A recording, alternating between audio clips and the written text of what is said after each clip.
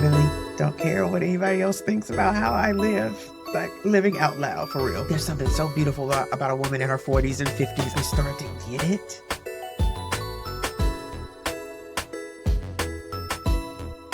Welcome to Wine, Wisdom, and What Now? My name is Yolanda Holiday, and I am your host. I greatly appreciate you for joining me on this journey. Today's guest is a small town girl taking life by storm and honoring her ancestors with every intentional step. Joy is passionate about supporting and challenging every woman she encounters to elevate her self care, strengthen her mindset, and prioritize her well being. She is a licensed mental health therapist and self care coach, and she leads two transformative spaces: Creative Counseling and Consulting, PLLC, and Enjoy Wellness Retreats, LLC. Through her work, Joy helps women think better, feel better, and ultimately do better. She lives by two guiding beliefs: when we think better, we feel better, and then we do better. And when women take care of themselves, everyone wins. Joy is also a recent breast cancer survivor. That experience reshaped her understanding of what it means to truly live and deepened her commitment to helping women care for themselves without guilt or hesitation. Her resilience, her joy, and her unwavering dedication to women's wellness makes her an inspiring voice for today's conversation. Joy, I thank you for joining me today. Welcome to the podcast. Thank you so much for having me. It's a pleasure. Jumping into this conversation, I wanted to ask you for what experience can you share with us that you're in during this season? Well, I am a newly minted empty nester. We just celebrated 1 year. The younger son finishes freshman year. And so I think that has been, thank you, the major and defining part of our lives, my life and also my husband's life, because we prepared for this and then it happened and it's like, okay, so what am I supposed to do in this season? But I think I was ready for a lot of reasons that I'm sure will come out in the podcast. I understand. I am also an empty nester. It's been about 6 years, Yeah. and I too was. I don't. What do I do? I'm so used to being a mother. Who am I? And Yes. then I'm telling you, it's been 6 years. I've gotten used to it, It and takes it some didn't take that time long. because we spend so much of our time, our life really devoted to being a mom. And sometimes we Right, neglect ourselves and then we wake up and it's like, okay, what do I do now?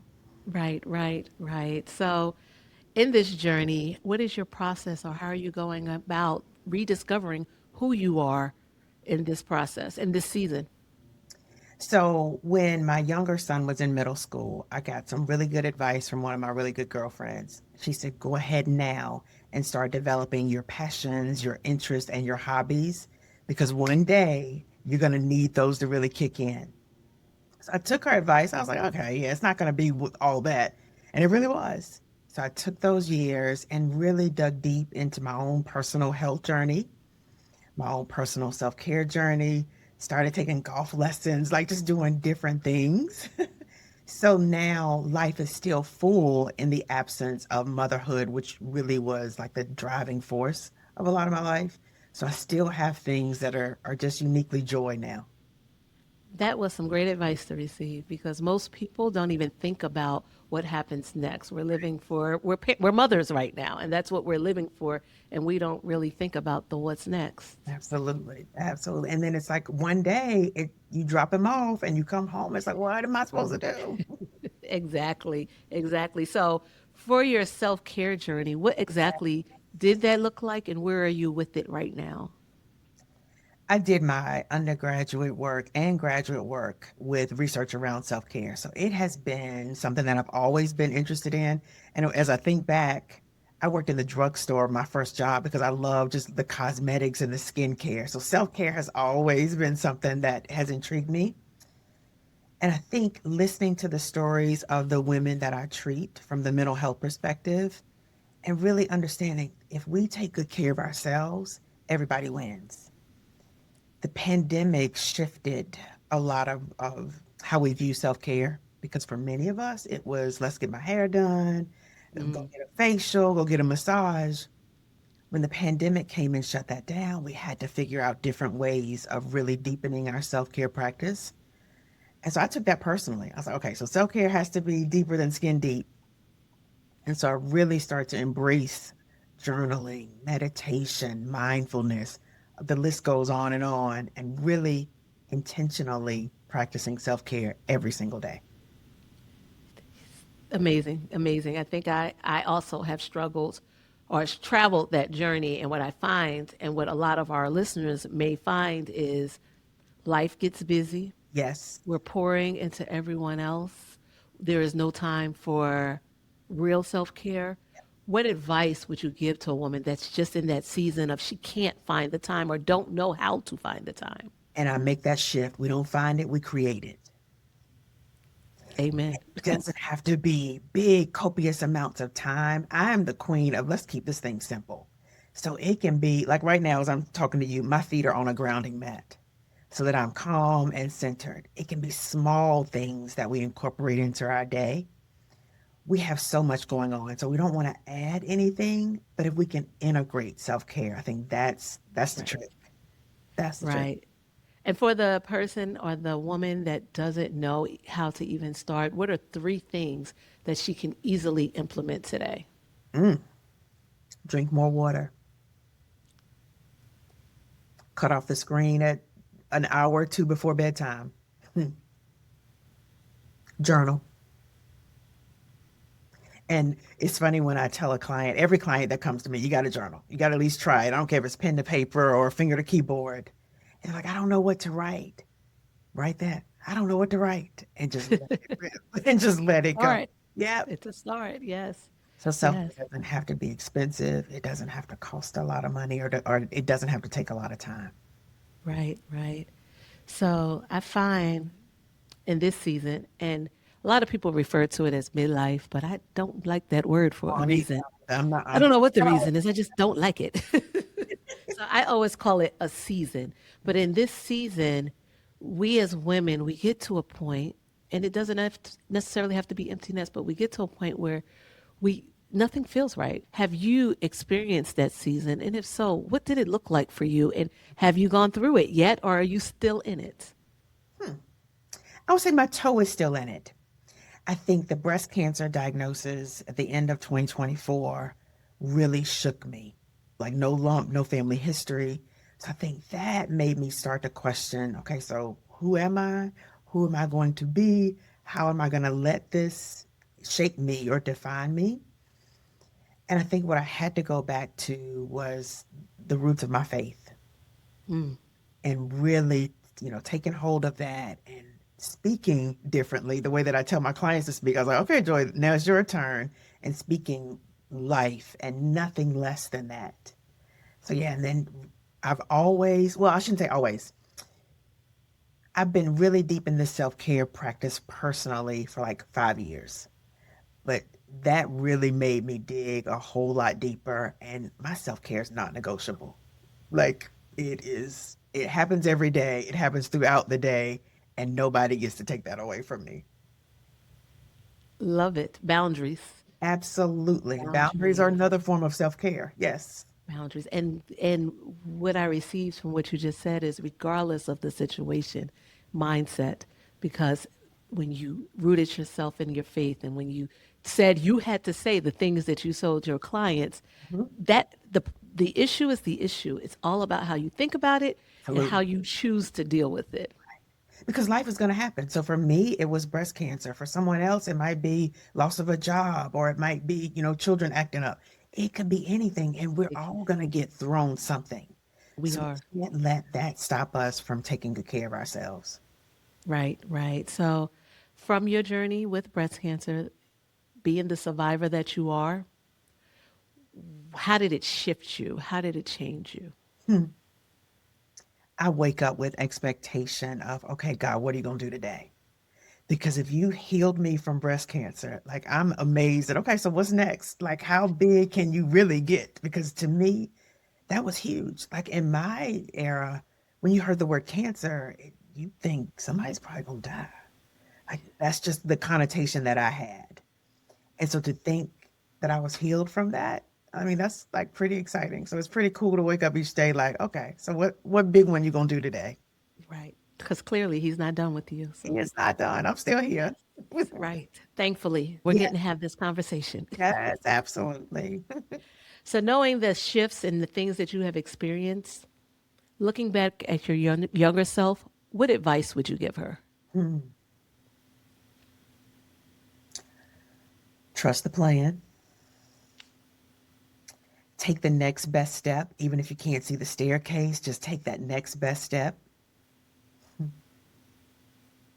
Don't listen to everybody else's comments because they're going to have something to say. If you went left, they're going to say you should have gone right. If you went up, they're going to say you should have gone down. So just ignore all of that. I think that has been huge for me in the last year and a half or 15 months of survivorship. I really don't care what anybody else thinks about how I live, like living out loud for real. That is powerful. We Yeah. all have a different journey of how we get there, but when we get there, that is powerful. And we lock in. I think there's something so beautiful about a woman in her 40s and 50s. I think we start to get it. And it's like, you know what? You're going to have something to say regardless. I might as well give you a storyline. Right, right. And I think that before we get it, we're at a place where we're like, is it just me? Because you feel the shift, you Right. feel something changing. We don't really talk about it. So you wonder, is it just me? And you question yourself, am I being the bad person for setting these boundaries? Am I being the bad person for putting me first? Because as someone said at the event on Saturday, we have to destigmatize the word selfish because it is okay to put you first. Yes. I try to help my clients. If we put ourselves, understand that if we put ourselves first, then we actually have more capacity to do more. So it's really Right, not selfish, it's selfless. So that I'm putting myself first. So I'm not just, it's not just me only, but it's me first so that I have more to give. If right. we can make that shift, and many of us didn't see our moms and grandmoms do that, so it's new for a lot of us. It is. But if we can make that shift, everybody connected to us wins. I believe that wholeheartedly. I agree. I agree with you. So, what now in this season? What are you allowing for yourself? Joy. I love it. I think my parents knew something by naming me this. Just how can I not find happiness because we know that's temporary and things can come and go and happiness can ebb and flow with that. But joy is just this deeply rooted, ah, it's more grounded, it's more secure. It's regardless of the situation, I can still choose to have joy. It's not that every day I wake up and it's like, okay, everything is wonderful, but I make the choice. Okay, how am I going to find joy in this situation? Right. It's intentional. Yep, It's intentional. intentional. Yay. And we get to It is. choose that. Okay, before we go, if you had to give advice to a woman that's listening and she just doesn't know, she's just in a place of the beginning of her shift, what advice would you give her to get through her shift? Mm. You have some good ones. Ay, ay, ay. Many of us don't pursue therapy. And I think the advice I would give is if you need some support, see a therapist. Like, let somebody be your accountability partner, be your cheerleader, hold your hand until you get steady on your feet. And then we as therapists, we kind of move to the background. So after you start getting your sea legs, we move further and further away. And I think that is one of the best gifts that we can give ourselves is to have 53 minutes of an unbiased person that is outside of the situation to really sit in that with us. So yeah, I would say try therapy or go back to therapy if you've tried it before. Yeah, just to add to that, I feel like mental health is not taken as serious as it should be. I It's agree. just as important as physical health. So, the same way we go to the doctor every year for a physical, even if we think life is perfect, we should be checking in with the mental health therapist at least once a year. Absolutely.